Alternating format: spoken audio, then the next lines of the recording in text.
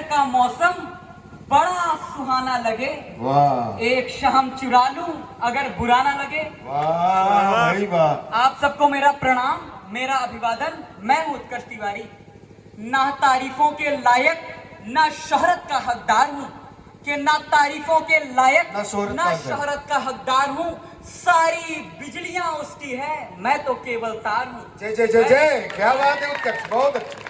हमारी उपनिषदों में सुनने की परंपरा है, अहंकार शून्य होके मुझे कितना आता है, मुझे कितना पता है, ये भूल के जो वक्ता है, जो सामने बोल रहा है, मैं उसको सुनूंगा। ये परंपरा हमारी उपनिषदों से आती है साथियों। उपनिषद का अर्थ यहाँ बैठा हर कोई जान रहा होगा। उप का मतलब होता है पास, समीप, करीब, नजदीक, और निषद का अर्थ होता है पास बैठकर, करीब बैठकर सुनना।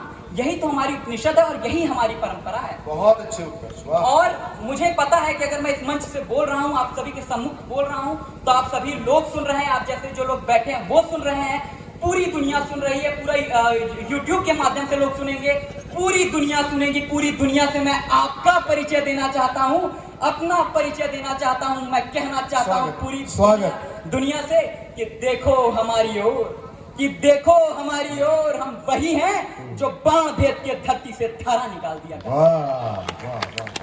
एक उंगली पे गोवर्धन उठा लिया करते हैं। हम ही हैं वो दिलेर जो चक्रव्यूह में वापस लौटने की विद्या सीखे बगैर गए, और वो भी हम ही थे जिसके फेंके हुए पत्थर पानी में तैर गए। बहुत अच्छे, बहुत अच्छे, बहुत अच्छे। हम मारना भी जानते हैं और बचाना भी। क्या बात, क्या बात, बहुत अच्छे। हम मारना भी जानते हैं और बचाना भी।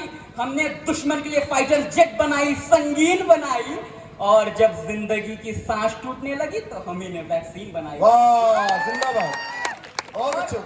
और लिख दिया उस वैक्सीन पर सर्वे संतु निरामया, यानी भगवान ईश्वर बाबा महाकाल सिर्फ हम पर ही नहीं सब पर करे दया। वाह, हम जाबाज हैं, हम जाबाज हैं, आंधियों से खेले हैं, बिजलियों के पाले हैं, हम शांति का सवेरा है, मानवता के उजाले हैं, पहचानो हमें, हम भारत वाले हैं। वाह, जिंदाबाद, जिंदाबाद भाई, बहुत अच्छे। मुझे बड़ा एक रोचक प्रसंग याद आता है। हमारे कवि कुल के शिरोमणि, भारत रत्न, पूर्व प्रधानमंत्री श्री अटल बिहारी वाजपेयी, अटल जी को और अडवाणी जी को इमरजेंसी के दौरान एक जेल में बंद कर दिया गया था। अटल जी की वहां थोड़ी सी तबीयत बिगड़ी, तो उनको एम्स हॉस्पिटल दिल्ली में उनको भेज दिया गया। वहां के डॉक्टर साहब आए तो कहा कि अटल जी ज्यादा गंभीर समस्या नहीं है, लगता है आप झुक गए होंगे। अटल जी भीषण दर्द से कराह रहे थे और कराते हुए कहा, डॉक्टर साहब ये कहिए कि मुड़ गए होंगे, झुकना तुमको आता ही नहीं है। वाह वाह। और ये सच है साथियों, हम झुकते तो नहीं है, लेकिन अगर हमें कोई बड़ा मिल जाए, कोई बुजुर्ग मिल जाए, माता पिता मिल जाए, कोई सीनियर मिल जाए, तो हम साष्टांग की मुद्रा पे लेट जाते हैं। लेकिन अगर कोई आफत आई, कोई अत्याचारी अपनी तलवार की नोक पे हमें झुकाने का प्रयास करे, तो उसकी आंखों में आंखें डाल कर कह देते हैं, तेरी हैवानियत की है तो बस औकात इतनी है, बहा कर बेगुनाहों का लहू इतराना आता है, गुरूरे बेखबर ये बात तुझको कौन समझाए, वो सर झुक ही नहीं सकता जिसे कट जाना। वाह भाई, जिंदाबाद, जिंदाबाद, बहुत अच्छे उत्कर्ष। ये तो सच है कि हम तो झुकते नहीं थे, न तो हमारे अटल जी झुकते थे, न तो हम जैसे उनके कुल वंश परंपरा में जन्मे साधारण लोग के पहले जमीन पर रहता था, अब आसमान का बाशिंदा है। बहुत अच्छे। कि पहले जमीन पर रहता था, अब आसमान का बाशिंदा है, कि मौत उसको क्या मारेगी, वो जिंदा था, वो जिंदा है। बहुत बहुत। मुझे गर्व है, मुझे एक बात का सदैव गर्व रहता है, मुझे गर्व है कि मैं ऐसे प्रदेश में जन्मा हूँ जहाँ भगवान श्री राम और भगवान श्री कृष्ण दोनों की जन्मस्थली है। और इसीलिए मैं कहता हूँ जो दुनिया का जो सबसे महानतम दर्शन है, जो सबसे महानतम विचार है, श्रीमद् भगवद गीता, कहीं न कहीं हमारे देश या हमारे प्रदेश श्रीमद् भगवद गीता की जन्मस्थली है। मुझे 1893 याद आता है, तकरीबन 124 साल पहले, जब हमारे स्वामी श्री विवेकानंद जी जब शिकागो गए थे, तो ये वही शिकागो है, ये वही अमेरिका है जो आज भी रंग भेद से मुक्त नहीं हो पाया है।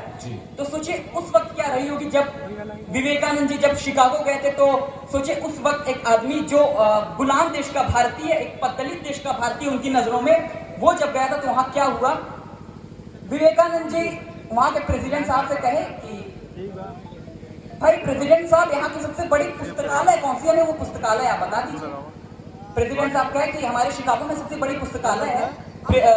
विवेकानंद जी गए और पता है वहां क्या हुआ?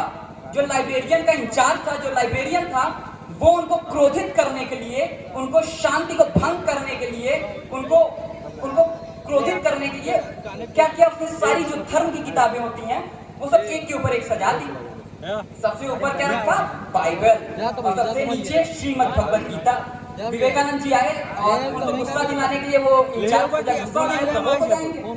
गुस्सा दिलाने कहा कि विवेकानंद जी, ये देखिए मैंने ये किताबें रखी है, सही क्रम में रखी है या नहीं? विवेकानंद जी ने देखा, बोला हाँ बिल्कुल सही क्रम में है। तो कहा नहीं, आपने शायद ध्यान नहीं दिया, जो आपकी भगवत गीता एकदम नीचे दबी हुई है। विवेकानंद जी मुस्कुराए और मुस्कुराते हुए कहे, यही क्रम है, ऐसा ही होना चाहिए, क्योंकि अगर ऊपर की किताब गिर जाती है तो नीचे की किताब को कोई फर्क नहीं पड़ता, लेकिन हमारी भगवत गीता गिर गई तो दुनिया की सारी किताबें सहली सारी यातना पर कर्तव्य सर्वोपरि रखा, त्यागशील संकल्प को जिस तरह से जीवित रखा, बोलो कहां तक टिक सकोगे यदि राम सा संघर्ष हो, यदि राम सा संघर्ष हो। कि कल मुकुट जिस पर साजना था, कल मुकुट जिस पर साजना था, अब उसे सब कुछ त्यागना था, निर्णयों के द्वंद से एक बालपन का सामना था। कि कल मुकुट जिस पर साजना था, अब उसे सब कुछ त्यागना था, निर्णयों के द्वंद से एक बालपन का सामना था। कि वचन भी था थामना, आदेश भी था मानना। कि वचन भी था थामना, आदेश भी था मानना। तब किस तरह सोचो स्वयं को, धर्म पर तुम रख सकोगे? बोलो कहां तक टिक सकोगे यदि राम सा संघर्ष हो, यदि राम सा संघर्ष हो। बहुत अच्छी प्रजा तो बस राम की थी, प्रजा तो बस राम की थी, दुनिया उसे तो जप रही थी, वचन ही था तोड़ देता, धर्म ही था छोड़ देता। कि प्रजा तो बस राम की थी, दुनिया उसे तो जप रही थी, अरे वचन ही था तोड़ देता, धर्म ही था छोड़ देता। पर पीढ़ियां क्या सीख लेंगी, राम को चिंता यही थी।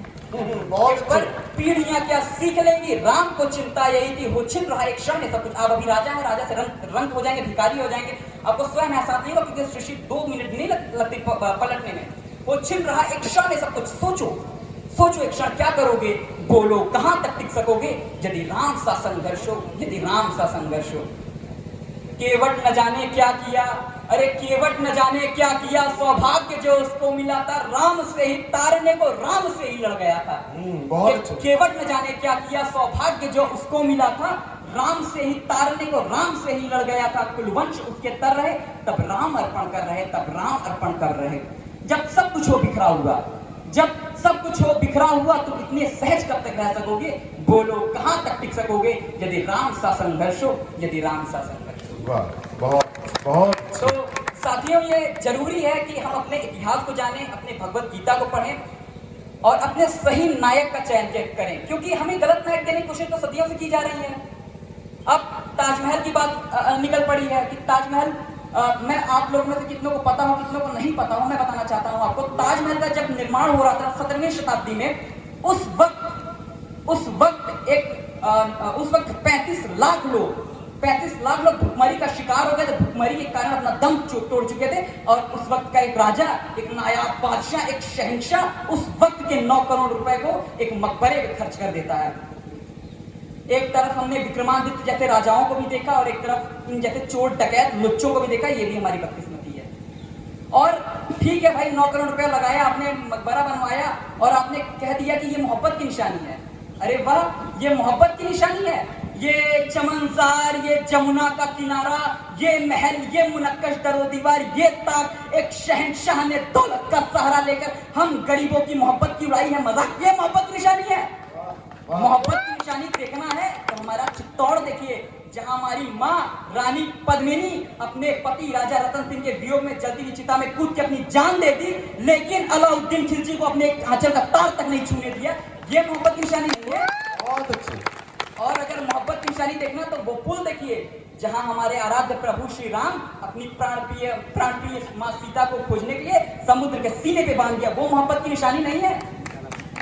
बहुत चुप कर मोहब्बत की निशानी देखना तो सीखिए प्रभु राम से कि किस तरह वो माँ सीता को, अपनी प्राण प्रिय सीता को खोजने के लिए सिर्फ भालू और बंदरों की सेना लेकर एक दुनिया को जो सबसे बड़ा राक्षस, जो सबसे बड़ा राक्षस था, उससे जाके भिड़ कर सिर्फ भालू और बंदर की सेना लेके, क्या था भगवान राम के पास? कुछ नहीं था, सिर्फ भालू और बंदर की सेना लेके जाके भिड़ गए। और विश्वास सीखना है तो माँ सीता से कहिए। किस तरह आता है रावण, कहता है कि सीता तुम्हें यहाँ मेरे चंगुल से बचाने के लिए कोई नहीं आएगा, क्योंकि मैंने ग्रहों नक्षत्रों को बंदी बना रखा है, मेरे सिरहाने पे मैंने शनि को बंदी बना रखा है। रावण कुछ गलत तो नहीं बोला था, क्या सोचिए सीता माँ का विश्वास डगमगाता नहीं होगा? फिर भी भाई उनका विश्वास उसके पति के लिए वो आंखों में आंखें डाल के रावण से कह देती थी कि देख रावण, मेरे पति श्री राम आएंगे और मुझे यहाँ से सम्मान लेते रह जाएंगे, तो देखता रह जा रावण। फिर भी माँ सीता विरह की वेदना सहती रही और मन ही मन राम से कहती रही कि राम पिया तुम्हें सिया बुलाए, बिरहा का दुख अब सहा न जाए। कि राम पिया तुम्हें सिया बुलाए, बिरहा का दुख अब सहा न जाए। जिन रातों में चांद निहारा उन रातों की तुम्हें कसम है, कि जिन रातों में चांद निहारा उन रातों की तुम्हें कसम है। और न बहने दो ये नैना बरसातों की तुम्हें कसम है। पूछ रही हैं बिरहन आंखें कब तोड़ोगे मेरी सलाखें, पूछ रही हैं बिरहन आंखें कब तोड़ोगे मेरी सलाखें। जिनसे धनुष तोड़ा था तुमने उन हाथों की तुम्हें कसम है। आंखें खोली दरस तुम्हारा आंखें मूंदी तुम ही प्रगट थे, कि आंखें खोली दरस तुम्हारा आंखें मूंदी तुम ही प्रगट थे। धागे भर की दूरी नहीं थी, हम दोनों तो इतने निकट थे। मेरी सूरत देखे बिना जो पल दो पल भी जैसे बीते, व्याकुल होकर तुम कहते थे सीते सीते कहाँ हो सीते। कैसे दिलासा दूं मैं मन को, कैसे दिलासा दूं मैं मन को, कौन सी भाषा में समझाऊं। लक्ष्मण रेखा लांग गई थी, विधि की रेखा लांग पाऊं, विधि की रेखा लांग। मेरे तुम्हारे बीच में रघुबर इतने पर्वत कहाँ से आए। राम पिया तुम्हें सिया बुलाए, बिरहा का दुख अब सहा न जाए, बिरहा का दुख अब सहा न जाए। तो ये है मोहब्बत, ये है विश्वास एक सुहागन का जो अपने पति श्री राम के ऊपर व्यक्त करती हैं। और आज की मोहब्बत क्या है, जनरेशन 35 टुकड़े में काट रही है आज की मोहब्बत। तो आज हम मोमबत्तियां लेके निकलते हैं, हम मोमबत्तियां लेके निकलते हैं, वहां हमारी बहनों का आंचल खींचा जाता है और हम मोमबत्तियां लेके जुलूस निकालते हैं कि वो हाथ कंधों से कैसे जुड़ा हुआ है अभी दुपट्टा जिसने किसी बहन का खींचा था। ये मोमबत्तियां मर्दानगी पे लानत है कि मर्द वो है जो लंका चला के आया था। और मैं अपनी अंतिम पंक्ति सौंपता हूँ उस पिता की ओर से जिसकी एक एक पुत्रियां हैं, जिसकी पुत्रियां हैं घर में, उनकी ओर से सौंपता हूँ कि फूलों की तरह तुझको संभाला है हमेशा, कांटों की इबादत नहीं करना मेरी बेटी। कि फूलों की तरह तुझको संभाला है हमेशा, कांटों की इबादत नहीं करना मेरी बेटी। 35 टुकड़े होके अगर पहुंच जाए जो फ्रिज में, तो ऐसी मोहब्बत नहीं करना मेरी बेटी, तो ऐसी मोहब्बत नहीं करना मेरी बेटी। धन्यवाद, जय हिंद।